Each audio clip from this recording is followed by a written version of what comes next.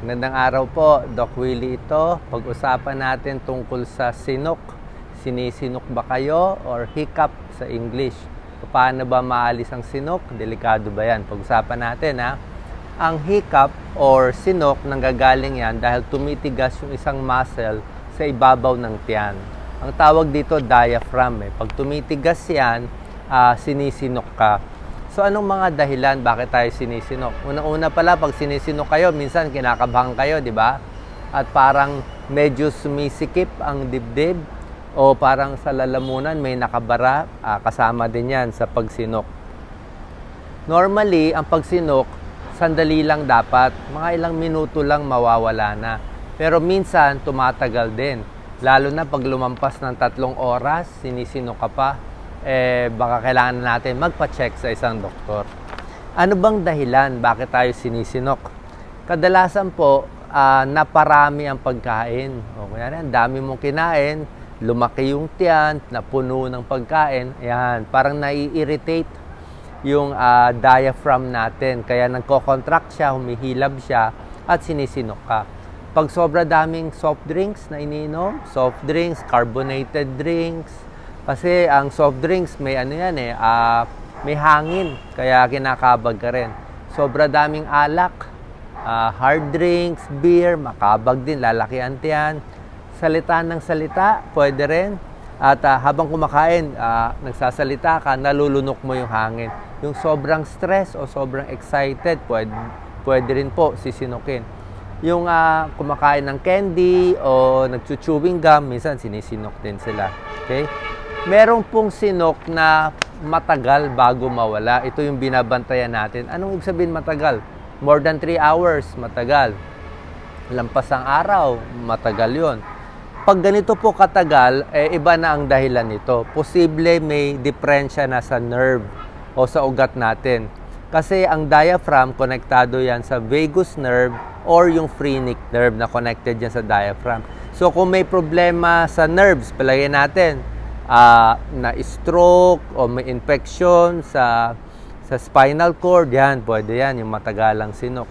Yung iba naman, may problema dito sa lalamunan, may goiter, may tumor o may cyst sa lalamunan, pwede rin sisinukin ng matagal. Yung may GERD, yung nangangasimang sikmura, minsan laging maasim, naiirita rin yung diaphragm, sinok din ang sinok. So yan po yung kadalasang dahilan, sobrang alak. Yung ibang pasyente, bagong anesthesia, galing sa operating room, yon nagkakaroon din ng irritation dun sa nerve, kaya sinisinok. Meron din pagkakataon, bihira lang naman yung mga may diabetes, may electrolyte imbalance, may kidney disease, posible ding magkaroon ng sinok. Mas sinisinok po ang lalaki kumpara sa babae. Okay? Ano pinaka-risk factors? Itong yung panandali ang sinok. Na-stress, maraming iniisip, kinakabahan yan, pwedeng sinukin. Tapos, yung sa pagkain din, sobrang bilis kumain, napakarami kinain, inom ng inom agad, pwede ring sinukin. Kaya ang tips natin, dahan-dahan lang ang kain po ninyo at relax lang, bawas stress para hindi sisinukin. Meron tayong mga remedy, mga home remedy paano mawawala ang sinok. Hindi lahat dito talaga may scientific studies kasi ang problema talaga nai-irritate yung diaphragm, so gusto mo siya ma-relax. Pero pwede nyo ito subukan, madalas effective din naman. Unang-una, ayusin natin yung paghinga, di ba? Dahan-dahan ng hinga, inhale 5 seconds, pigil, tapos exhale 5 seconds. Pinapabagal mo yung paghinga kasi sa paghinga, nagko-contract yung diaphragm, binababa mo yung diaphragm.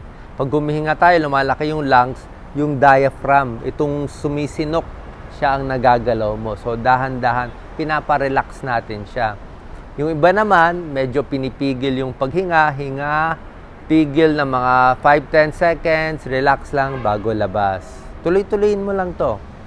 Yung iba naman, dahil nga nasa tiyan yung diaphragm, gagawin nila, hihiga sila, lalagay nila yung tuhod sa dibdib nila, tapos iniipit nila. So, tuhod sa dibdib, naka-squat, tapos iniipit. Parang iniipit ang tiyan.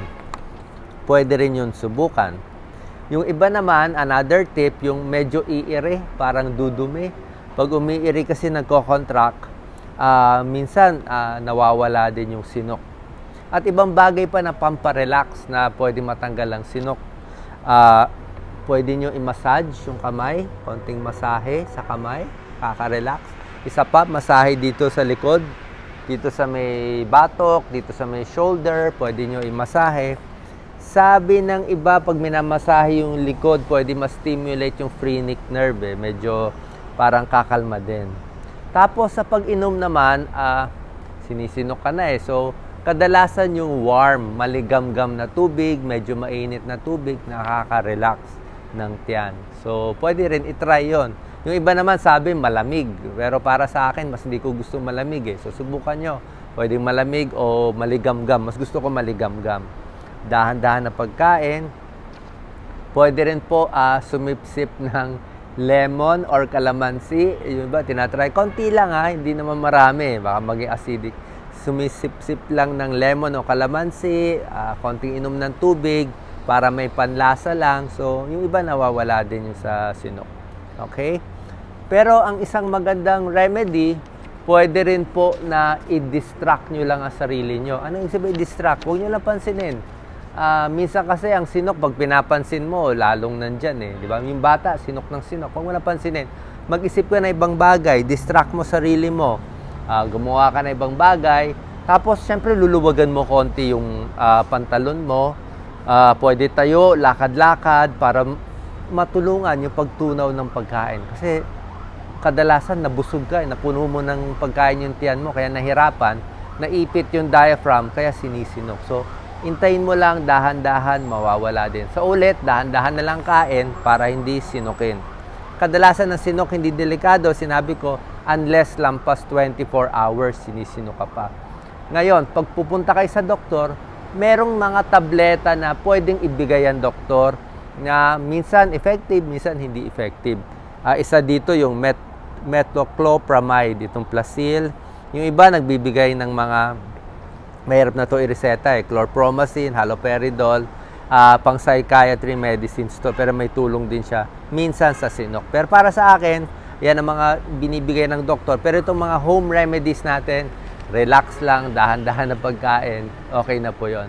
So sana po, alam nyo na anong gagawin sa sinok, hindi to delikado kadalasan, pero kung matagal ang sinok, magpapacheck po tayo sa ating doktor. God bless po. Like and share po para maraming makinabang sa ating health tips.